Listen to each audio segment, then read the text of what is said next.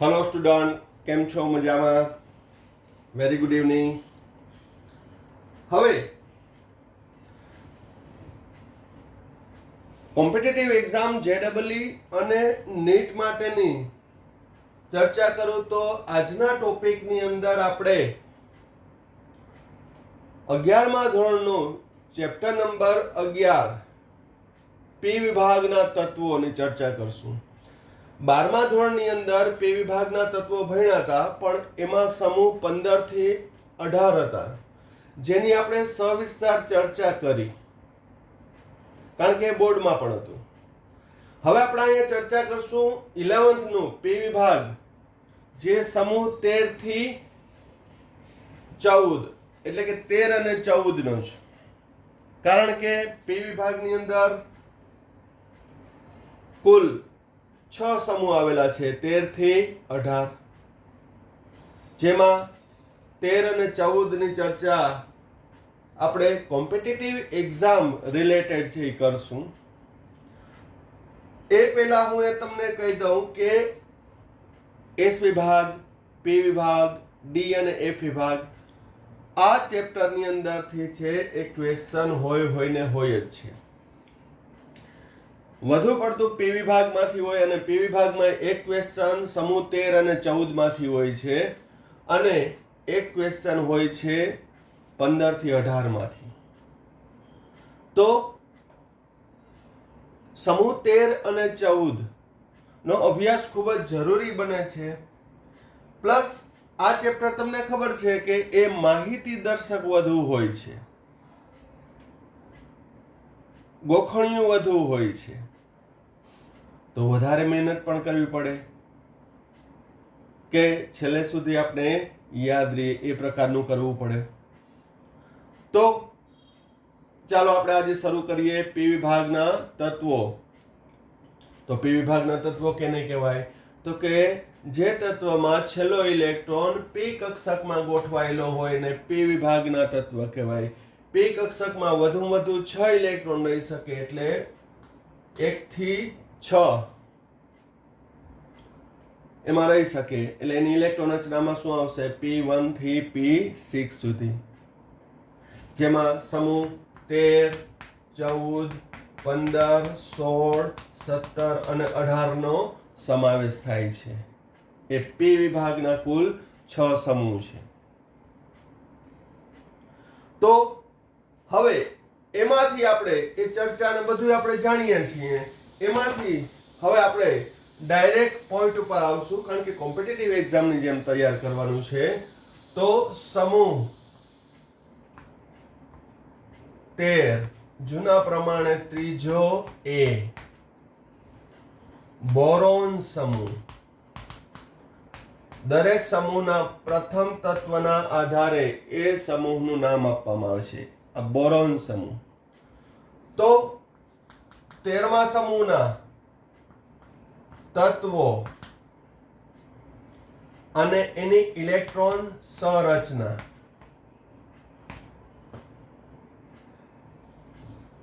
તત્વો: boron, aluminium,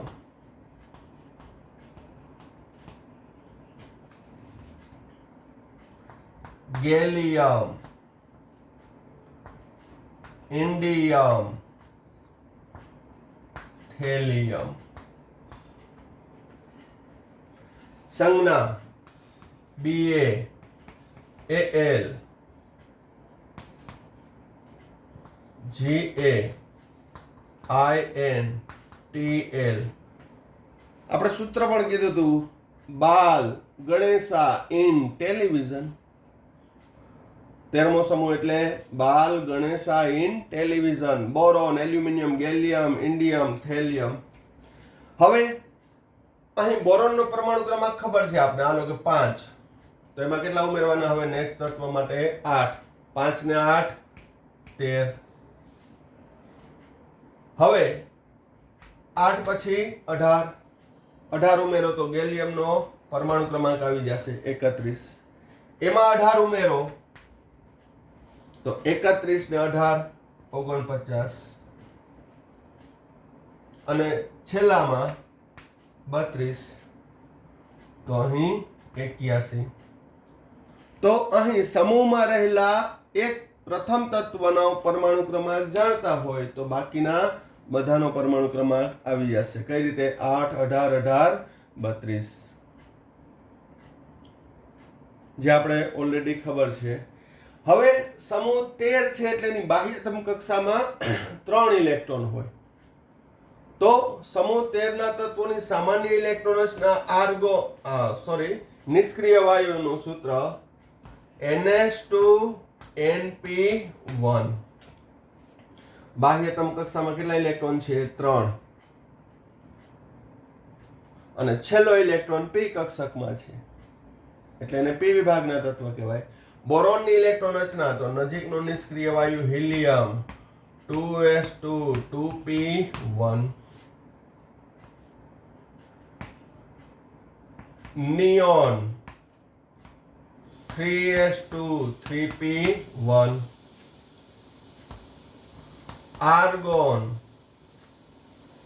argon પછી અહીં 3d કક્ષક આવી જશે.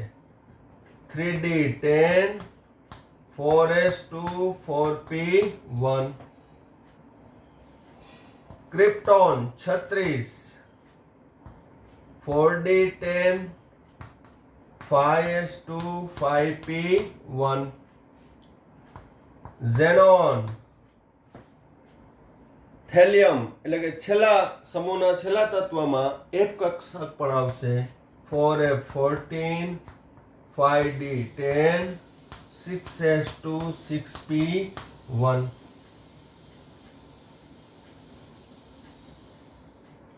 હવે અહીં જનરલી સમૂહમાં રહેલા તત્વોના રાસાયણિક ગુણધર્મો સમાન હોય છે, પરંતુ p વિભાગના તત્વોની અંદર એની આંતરિક ઇલેક્ટ્રોન રચનામાં વિવિધતા જોવા મળે છે, જેને લીધે દરેકના રાસાયણિક ગુણધર્મો છે એમાં પણ વિવિધતા જોવા મળે છે. તો આ બોરોન સમૂહમાં બોરોન, એલ્યુમિનિયમ, ગેલિયમ, ઇન્ડિયમ અને થેલિયમ એની આંતરિક ઇલેક્ટ્રોન, બાહ્યતમ કક્ષાની ઇલેક્ટ્રોન સંરચના તો સરખી જ છે.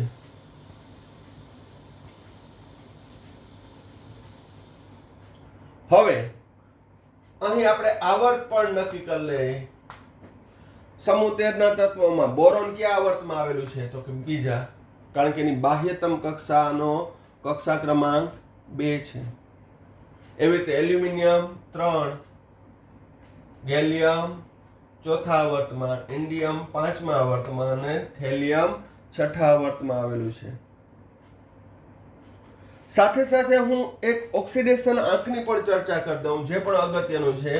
ઓક્સિડેશન આંક.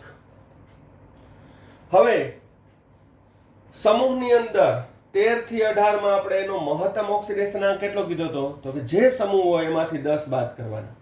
13મો સમૂહ છે એમાં 10 બાદ કરો. કેટલા? તો કે 3.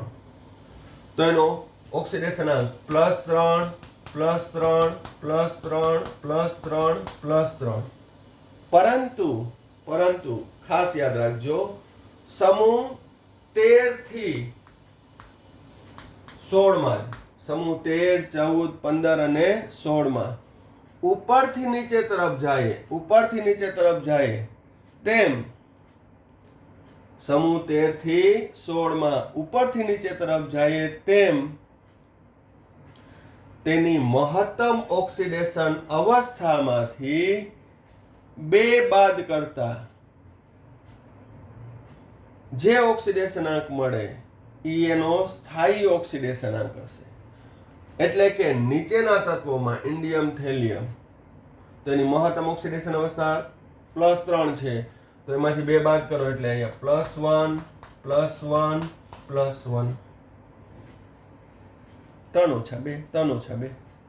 તો ઉપરથી નીચે તરફ જાય તેમ એની મહત્તમ ઓક્સિડેશન અવસ્થામાંથી 2 બાદ કરતા જે ઓક્સિડેશન આંક આવે એ એનું સ્થાયી ઓક્સિડેશન આંક છે. એવું કેમ? તો કે અહીં છેલ્લી છેલ્લા તત્વો ગેલિયમ, ઇન્ડિયમ, થેલિયમની અંદર કેન્દ્રીય ધનવીજભાર વધે છે. વધુમાં અહીં NH2 કક્ષકમાં 2 ઇલેક્ટ્રોન છે. તો S કક્ષક છે કેન્દ્રથી વધુ નજીક હોય છે. કઈ 4s, 5s, 6s. કેન્દ્રીય વીજભાર વધે છે માટે આ 2 ઇલેક્ટ્રોન વધુ કેન્દ્ર તરફ આકર્ષાયેલા રહે છે. આથી એ 2 ઇલેક્ટ્રોનને દૂર કરવા માટે આપવી પડતી ઉર્જા વધુ થશે. દ્વિતીય અને તૃતીય આયનીકરણ એન્થાલ્પી વધી જશે, જેને લીધે ફક્ત બાહ્યતમ કક્ષામાં રહેલા ઇલેક્ટ્રોન છે એ દૂર થશે.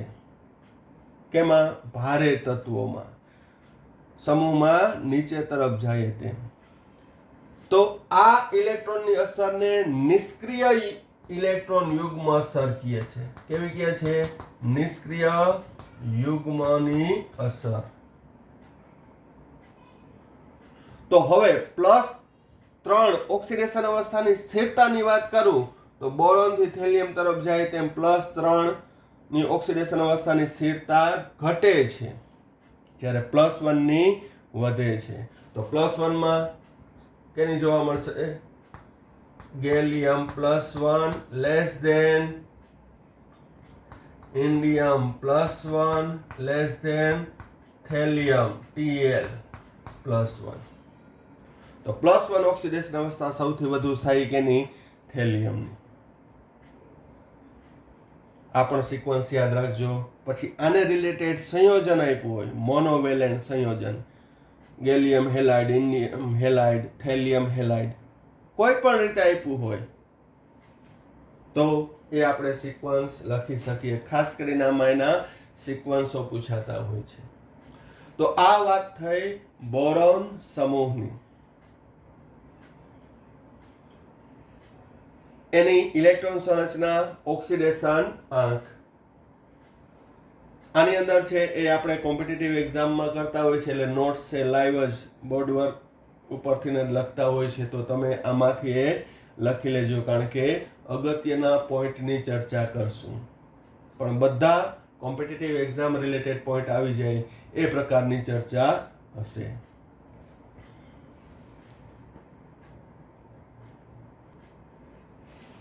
ચાલો હવે સમૂહ 13 ના તત્વોમાં અગત્યનું તત્વ બોરોન અને એલ્યુમિનિયમ. તેના પ્રાપ્તિ સ્ત્રોત બોરોન મુખ્યત્વે બોરેક્સ સ્વરૂપે, જેને ટિંકલ કહેવાય, બોરેક્સનું અશુદ્ધ સ્વરૂપ 55% જેવું હોય એમાં. Na2B4O7 10 mol H2O. કર્નાઇટ Na2B4O7 into 2 mol H2O. કોલ્મેનાઇટ અથવા કોલિમેનાઇટ Ca2B6O11 5 mol H2O. જ્યારે ઓર્થોબોરિક એસિડ, બોરિક એસિડ પાવડર આપણે ઘઉંની અંદર નાખીએ છીએ જંતુનાશક તરીકે, H3BO3, એને આ રીતે પણ દર્શાવાય, BOH થ્રાઇસ. એ લુઈસ એસિડ છે, બેઝ નથી, હાઇડ્રોક્સાઇડ ના ગણતા. H3BO3 જેનું બંધારણ પણ ભણશું. એલ્યુમિનિયમ ના મુખ્ય સ્ત્રોત bauxite Al2O3 x mol H2O. કેઓલિનાઇટ ચિનાઈ માટીમાં હોય, Al2OH4 Si2O5. એલ્યુમિનો સિલિકેટ છે, ક્રાયોલાઇટ. જ્યારે ગેલિયમ, ઇન્ડિયમ અને થેલિયમ એ સલ્ફાઇડ સ્વરૂપે ઝિંક અને લેડની ખનિજમાંથી અલ્પ માત્રામાં મળી આવે છે, એટલે ટ્રેસ એલિમેન્ટ છે. ટ્રેસ એટલે અલ્પ, થોડા પ્રમાણમાં હોય. તો આ સૂત્ર ઉપરથી છે એમ પણ પૂછાઈ શકે કે નીચેનામાંથી કયું બોરેક્સની ખનિજ છે, બોરોનની કે એલ્યુમિનિયમની ખનિજ છે. તો એના માટે તમને નામ અને સૂત્ર જાણીતા હોય તો એવા પ્રશ્ન પણ એટેમ્પ કરી શકો.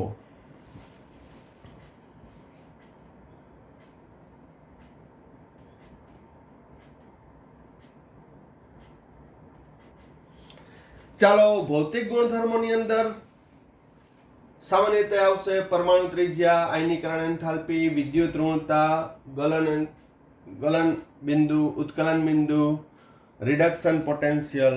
+3 માંથી 0 બનવા માટે. તો સમૂહ 13 ના તત્વોની અંદર મેં તમને કીધું કે આંતરિક ઇલેક્ટ્રોન સંરચના જુદી જુદી હોવાથી એના કેટલાક ભૌતિક ગુણધર્મોમાં નિયમિત આવર્તિતતા જોવા મળતી નથી. તો એ સિક્વન્સ ખાસ તમારે યાદ રાખવાનો, અને આ પૂછાયેલા છે.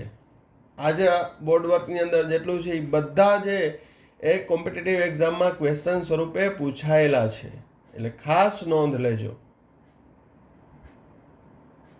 એનું એક્સપ્લેનેશન મળી શકે. જેમ કે પરમાણુ ત્રિજ્યા જનરલી વ્યાપક રીતે વાત કરું તો સમૂહમાં ઉપરથી નીચે તરફ જાય તેમ બાહ્યતમ કક્ષાનો મુખ્ય ક્વોન્ટમાંક એટલે કે કક્ષા ક્રમાંક વધે એટલે પરમાણુ ત્રિજ્યા વધવાની છે. એસ વિભાગમાં કાંઈ એવું ઉપાધિ નથી કે લિથિયમ થી સીઝિયમ તરફ જાય તેમ પરમાણુ ત્રિજ્યા વધે છે, બરોબર છે. પરંતુ અહીં સમૂહમાં ઉપરથી નીચે તરફ જાય તેમ પરમાણુ ત્રિજ્યા વધે છે. પણ અપવાદ અહીંયા આવ્યું, એલ્યુમિનિયમ, ગેલિયમ. હકીકતમાં એલ્યુમિનિયમ કરતા ગેલિયમની વધુ હોવી જોઈએ, પરંતુ એની ઓછી છે, એના કરતા એલ્યુમિનિયમની વધુ છે. શા માટે? તો આનો એક જ કન્સેપ્ટ લાગુ પડે છે કે કેન્દ્રીય વીજભાર, કેન્દ્રીય ધન વીજભાર અને સ્ક્રીનિંગ અસર. જો સ્ક્રીનિંગ અસર ઓછી હોય તો વચ્ચેના ઇલેક્ટ્રોન છે, બાહ્યતમ કક્ષાનો ઇલેક્ટ્રોન છે, કેન્દ્ર દ્વારા વધુ આકર્ષિત થાય. તો ગેલિયમમાં સ્ક્રીનિંગ અસર નિર્બળ છે, જ્યારે એલ્યુમિનિયમમાં સ્ક્રીનિંગ અસર ગેલિયમ કરતા વધી જાય છે, એટલે એનો વિસ્તરણ પામે છે. એટલે એલ્યુમિનિયમ છે એની પરમાણુ ત્રિજ્યા ગેલિયમ કરતા વધુ છે. તો આ સિક્વન્સમાં બોરોન, એલ્યુમિનિયમ, ગેલિયમ, ઇન્ડિયમ અને થેલિયમમાં કઈ રીતે પૂછાય? Boron less than aluminium, greater than gallium, less than indium, less than thallium. અથવા એનો ચડતો ક્રમ તો boron less than gallium, less than aluminium, less than indium, less than thallium. આ સિક્વન્સ યાદ રાખવાનો. અહીં અપવાદ ક્યાં આવે છે? એલ્યુમિનિયમ કરતા ગેલિયમની પરમાણુ ત્રિજ્યા વધવાને બદલે ઘટે છે, કારણ કે ગેલિયમમાં જોવા મળતી નિર્બળ સ્ક્રીનિંગ ઇફેક્ટ, પડદા અસર, અને વધુમાં કેન્દ્રીય ધન વીજભાર એલ્યુમિનિયમ કરતા વધુ છે, સ્ક્રીનિંગ અસર ઓછી છે. ફરી પાછું ઇન્ડિયમ, થેલિયમમાં અહીં સ્ક્રીનિંગ અસર વધી જાય છે. તો આ વધારો ઘટાડો સ્ક્રીનિંગ અસર છે, પ્રાયોગિક રીતે છે એ અનુભવવું પડે. તો આ સિક્વન્સ યાદ રાખવાનો છે. સિમિલરલી આયનીકરણ એન્થાલ્પીમાં બોરોનની આયનીકરણ એન્થાલ્પી વધુ છે, કેના કરતા? એલ્યુમિનિયમ કરતા. એલ્યુમિનિયમ કરતા ગેલિયમની પાછી વધી ગઈ. તો સમૂહમાં ઉપરથી નીચે તરફ જાય તેમ આયનીકરણ એન્થાલ્પી ઘટે છે. પણ ફરી પાછું થેલિયમ તરફ જાય તેમ કેન્દ્રીય વીજભાર વધે, એટલે બાહ્યતમ કક્ષાના ઇલેક્ટ્રોનનું આકર્ષણ વધી જાય. તો ઇલેક્ટ્રોન દૂર કરવા માટે આપવી પડતી ઉર્જા વધી જાય. આથી એનો સિક્વન્સ શું આવશે? તો કે boron greater than thallium, greater than gallium, greater than aluminium, greater than indium. જ્યારે અહીંયા બોરોન થી થેલિયમનો સિક્વન્સ આપ્યો છે, greater than, less than, greater than, less than. તો આ કોઈ પણ બે તત્વોનું તમે કમ્પેરિઝન કરશો તો એના આધારે આ સિક્વન્સ લખેલો છે. આ બે સિક્વન્સ ખાસ યાદ રાખજો. તમારી ટેક્સ્ટ બુકની અંદર કોષ્ટકમાંથી મૂલ્યને સરખાવો તો પણ સરખાવજો. સિમિલરલી વિદ્યુત ઋણતા સમૂહમાં ઉપરથી નીચે તરફ જાય તેમ ઘટે છે, પરંતુ આ બોરોન થી એલ્યુમિનિયમ સુધી ઘટે છે. ફરી પાછું ભારે તત્વમાં એની વિદ્યુત ઋણતામાં વધારો થાય છે. સૌથી વધુ વિદ્યુત ઋણ છે એ બોરોન જ છે. એનાથી ઓછું એલ્યુમિનિયમ, પણ ગેલિયમ, ઇન્ડિયમ અને થેલિયમ તરફ જાય તેમ વધે છે. ગલન બિંદુનો ક્રમ પણ છે એ નિયમિત નથી, કારણ કે સમૂહ 13 અને 14 ની અંદર છે એ ગુણધર્મોમાં ખૂબ જ અનિયમિતતા જોવા મળે છે. એ ગલન બિંદુ બોરોનનું સૌથી વધુ, એનાથી ઓછું એલ્યુમિનિયમ, એનાથી ઓછું થેલિયમ, એનાથી ઓછું ઇન્ડિયમ અને સૌથી ઓછું ગેલિયમ. એના આંતરાણ્વીય આકર્ષણ, બંધની પ્રબળતા એના ઉપર આધાર રાખે છે. ઉત્કલન બિંદુમાં પણ ક્રમ અનિયમિત છે. Boron greater than aluminium, greater than gallium, greater than indium, greater than thallium. જ્યારે +3 માંથી 0 એટલે કે એનો રિડક્શન પોટેન્શિયલ 3 ઇલેક્ટ્રોન મેળવી અને પરમાણુ બનવાની વૃત્તિ સૌથી વધુ કેની? તો કે એ થેલિયમની. એટલે એની +3 ઓક્સિડેશન અવસ્થા સ્થાયી નથી. કેટલી કીધી હતી થેલિયમની? +1. જ્યારે અહીં રિડક્શન કર્તાનો ગુણધર્મ સૌથી વધુ કેનો? તો કે એલ્યુમિનિયમનો. બોરોનની તો વાત જ નહીં થાય, કારણ કે એ ઇલેક્ટ્રોન ગુમાવશે નહીં, ધાત્વિક ગુણધર્મ નથી. તો એલ્યુમિનિયમનો રિડક્શન પોટેન્શિયલ સૌથી વધુ ઋણ છે આપેલ તત્વોમાંથી.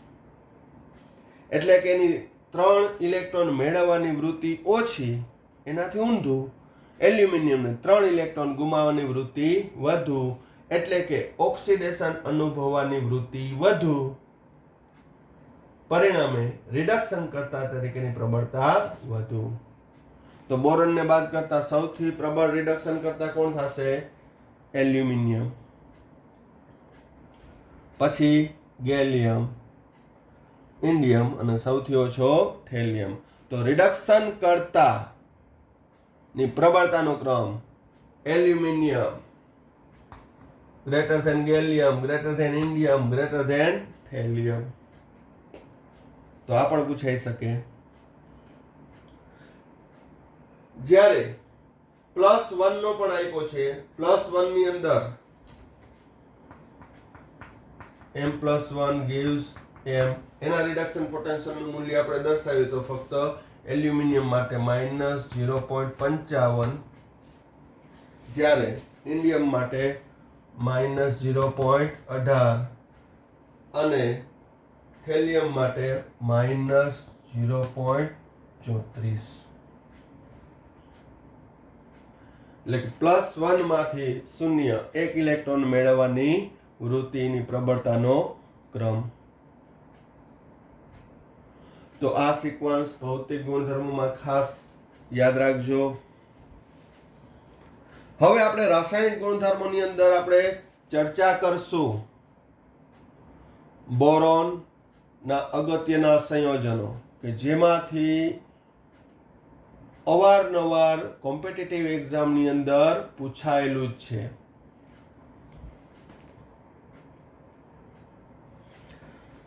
હવે સમૂહ 13 ના કેટલાક તત્વોના સંયોજનો, જેમ કે બોરોન ટ્રાયહેલાઇડ BX3. બોરોન ટ્રાયહેલાઇડ ની અંદર જોઈએ તો બોરોનની બાહ્યતમ કક્ષામાં કેટલા ઇલેક્ટ્રોન હોય? 1, 2 અને 3. બોરોનની ઇલેક્ટ્રોન સંરચના 1s2, 2s2, 2px1, 2py0, 2pz0. તો અહીં એમાં અષ્ટક પૂરું થતું નથી, અષ્ટકના અપવાદ રૂપમાં આવે છે. બોરોન તેની ઉત્તેજિત અવસ્થામાં 1 ઇલેક્ટ્રોન છે એ કેમાં દાખલ કરશે? આ helium. 2s1, 2px1, 2py1, 2pz0. તો અહીં અર્ધપૂર્ણ ભરાયેલી એક s અને 2 p કક્ષકોમાં એક અયુગ્મિત ઇલેક્ટ્રોન છે, એટલે બોરોન sp2 સંકરણ ધરાવે છે, કે જેમાં હવે હેલોજનની પીઝેડ કક્ષકમાં રહેલા ઇલેક્ટ્રોન સાથે ભાગીદારી કરી અને ત્રિકોણીય સમતલીય ત્રિકોણીય બંધારણ દર્શાવે છે. આ ઉપરાંત સંકરણમાં ભાગ ન લેતી 2pz એ સમતલને લંબ ગોઠવાશે. એટલે બોરોન ટ્રાયહેલાઇડનું બંધારણ દર્શાવું તો એક જ સમતલમાં 120 ના ખૂણે સહસંયોજક બંધથી બોરોન સાથે 3 હેલાઇડ જોડાયેલા હશે. જ્યારે સંકરણમાં ભાગ ન લેતી 2pz કક્ષક સમતલની ઉપર અને નીચે આ રીતે જે ગોઠવાયેલી હશે એ ખાલી હશે. આથી બોરોન છે એની બાહ્યતમ કક્ષા કયો કે બોરોન ટ્રાયહેલાઇડમાં કુલ ઇલેક્ટ્રોનની સંખ્યા 2 ને 2 4 ને 2 6 અષ્ટક પૂરું થતું નથી.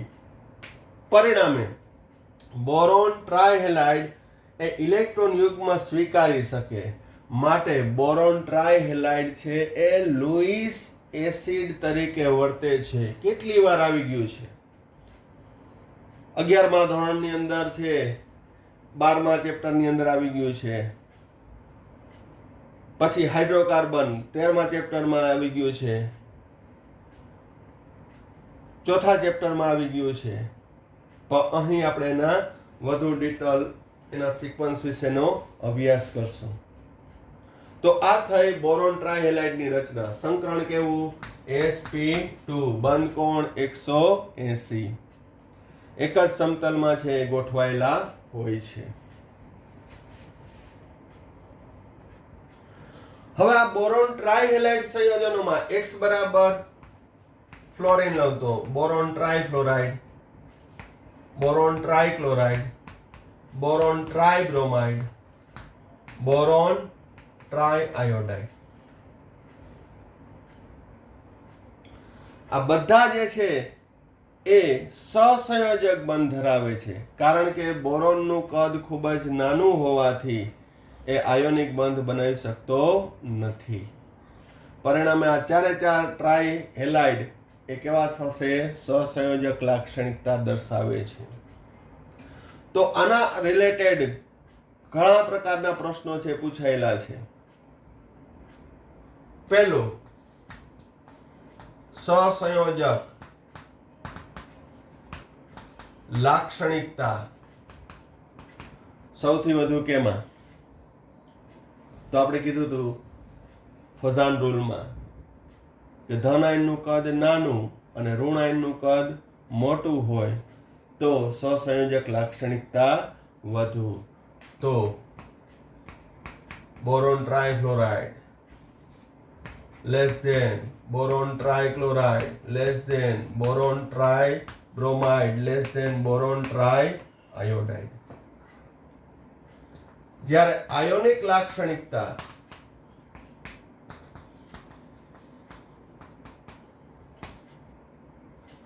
મહિનાથી ઊંધું boron trifluoride, boron trichloride, boron tribromide greater than boron triiodide. એસિડિકતાનો ક્રમ એટલે સૌથી વધુ પ્રબળ લુઈસ એસિડ કયો થશે? તો જનરલી બોરોન સાથે અહીંયા ફ્લોરિન વિદ્યુત ઋણ જોડાયેલો છે તો તરત જ એમ થાય કે લુઈસ એસિડ એટલે ઇલેક્ટ્રોન યુગ્મ સ્વીકારે. તો અહીં ઇલેક્ટ્રોન યુગ્મ સ્વીકારવાનું છે તો સૌથી વધુ ઝડપથી બોરોન ટ્રાયફ્લોરાઇડ સ્વીકારે? તો કે નહીં. એ આપણી ધારણા કરતા અહીંયા સિક્વન્સ ઊંધો આવશે. એટલે સૌથી પ્રબળ લુઈસ એસિડ બોરોન ટ્રાયઆયોડાઇડ છે. Greater than boron tribromide, greater than boron trichloride, greater than boron trifluoride. એટલે સૌથી વધુ બોરોન ટ્રાયઆયોડાઇડ છે જ્યારે સૌથી ઓછો બોરોન ટ્રાયફ્લોરાઇડ. તો એસિડિક પ્રબળતાનો ક્રમ પૂછે તો ખાસ ધ્યાન રાખજો, વિદ્યુત ઋણતાનો કન્સેપ્ટ ના લગાડતા. સમજાવું છું શા માટે એવું થાય છે એ પહેલા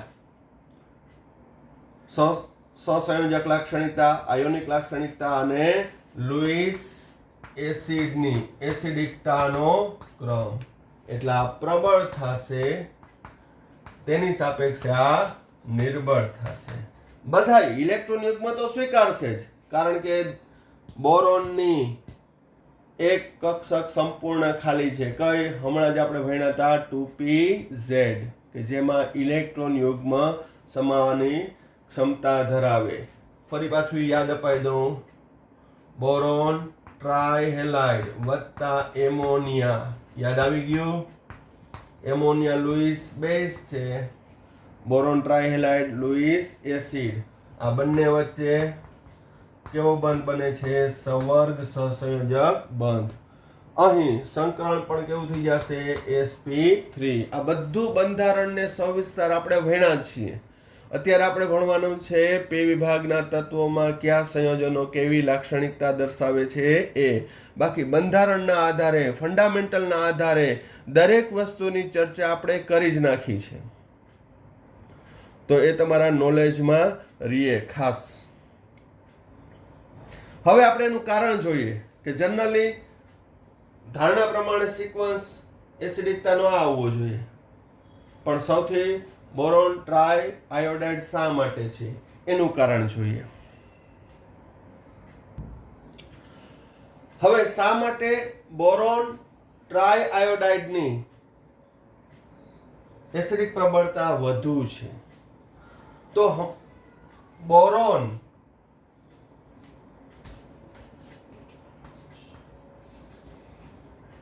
ટ્રાયહેલાઇડની વાત કરું તો એમાં બેક પાઈ બોન્ડ બને છે ને બેક બોન્ડિંગ કહેવાય. શા માટે ને કઈ રીતે? તો બોરોનમાં તો મેં તમને હમણાં સમજાવ્યું કે 2pz કક્ષક છે એ ખાલી હોય છે, જે ઇલેક્ટ્રોન યુગ્મ સ્વીકારી શકે છે બહારથી આવતા. પણ હેલોજનની વાત કરું તો હેલોજનની ઇલેક્ટ્રોન સંરચના શું થાય ખબર? NS2 NP5. હવે NP5 માં સબ ક્લાસિફાઈ કરું તો NS2 NPX2 NPY2 NPZ1. હવે NPZ1 તો છે એ કોની સાથે જોડાઈ ગયું છે? બોરોન સાથે જોડાઈ ગઈ છે. બોરોન સાથે ઇલેક્ટ્રોનની ભાગીદારી કરીને આ NPZ.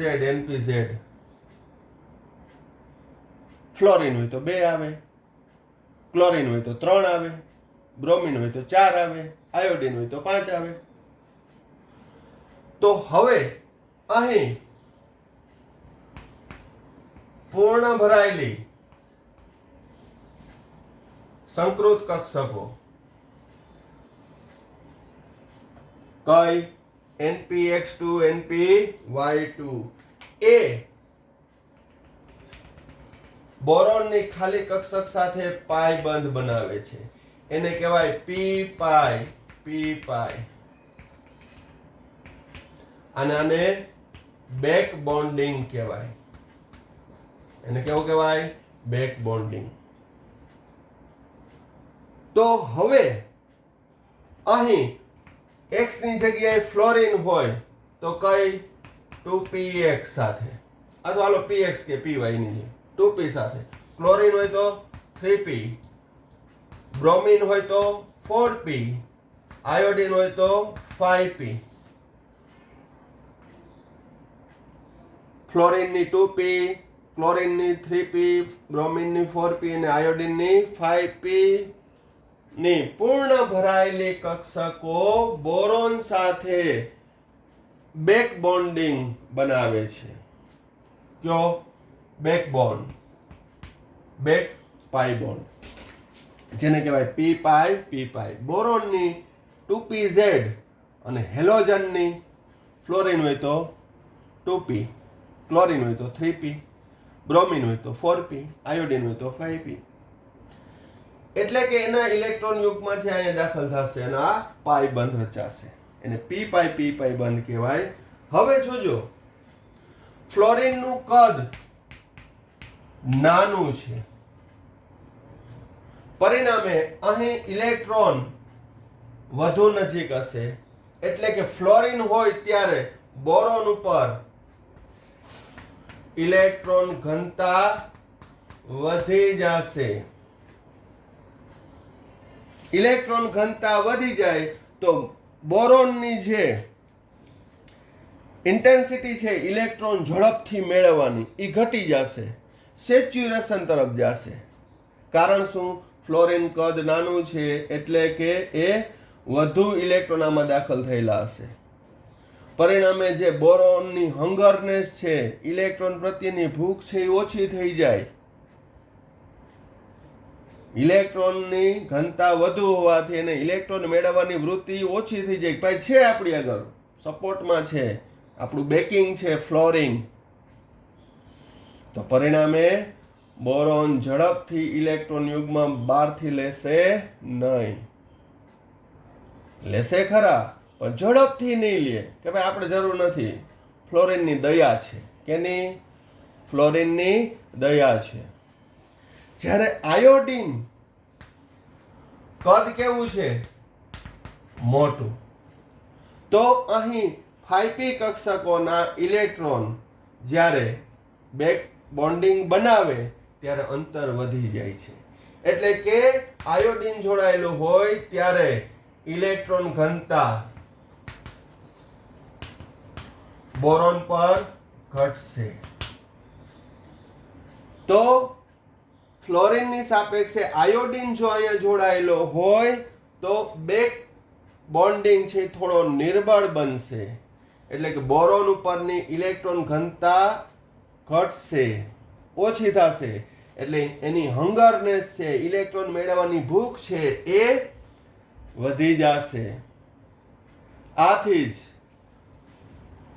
બોરોન ટ્રાય આયોડાઇડ ઝડપથી ઇલેક્ટ્રોન મેળવી લેશે. ઝડપથી ઇલેક્ટ્રોન મેળવી લે એટલે કે એ પ્રબળ લુઈસ એસિડ થશે. એટલે અહીંયા વિદ્યુત ઋણતાનો કન્સેપ્ટ નથી લગાડવાનો કે ફ્લોરિનની વિદ્યુત ઋણતા વધુ એટલે ઝડપથી ઇલેક્ટ્રોન મેળવી લે.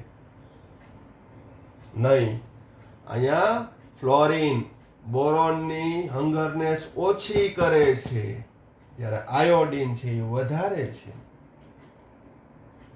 તો આ જે સિક્વન્સ કીધા છે મેં આજના, એક ખાસ નોંધ કરી નાખજો. તમે આની નોટ્સ આપણે કોમ્પિટિટિવ એક્ઝામની બનાવવાની છે તો એમાં ખાલી આવા મુદ્દાઓ જ લખજો. એક્સપ્લેનેશન કે એ ના લખો તો વાંધો નહીં, પણ લખો તો વેલ એન્ડ ગુડ, કે જેથી તમને કાયમી યાદ રહીએ.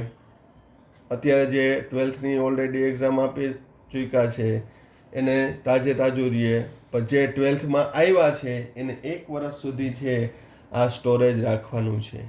તો એને ખાસ નોંધ કરી લે કે જેથી બીજી વાર છે એ વિડીયો જોવાની જરૂર ના પડે, નોટ્સની અંદર જોઈ લેવાનું.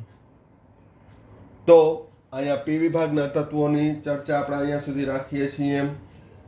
ઘણા બધા હજી પોઈન્ટ્સ છે જ, દરેકની વિગતવાર આપણે ચર્ચા કરશું જ. Thank you. Sairam. Good night.